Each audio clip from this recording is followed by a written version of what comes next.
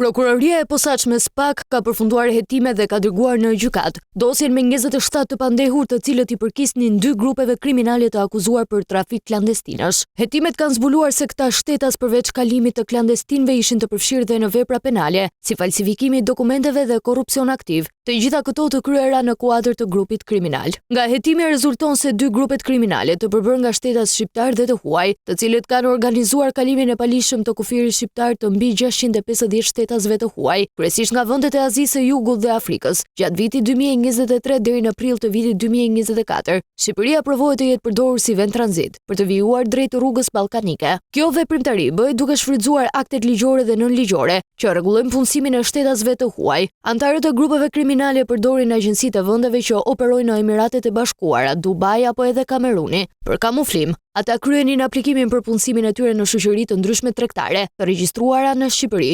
Falsifikimi I kontratave të qeras, kontratat e punës, ftesat për punësim, certifikatat profesionale apo ato të njohjes së gjuhëve të huaj, të domosdoshme për procedurat për të pajisur me vizën e kategorisë D. Lehtësimin e kësaj veprimtarie kriminale nga specialistë të drejtorisë së përgjithshme dhe asaj të vendeve të policisë kufitare. Akomodimin e tyre për disa orësh apo disa ditësh në vende të ndryshme, si restorante, hotele apo vende të tjerë, si dhe transportimin në mënyrë të palishme nga grupet kriminale përtej kufive shqiptar në rrugën ballkanike, Shqipëri, Kosovë, Serbi dhe më tej destinacioni përfundimtar vendet e Bashkimit Evropian. Shtetasit e huaj nga Bangladeshi kanë paguar shumë parash, të cilat variojnë nga 6.000 deri në 8.000 euro.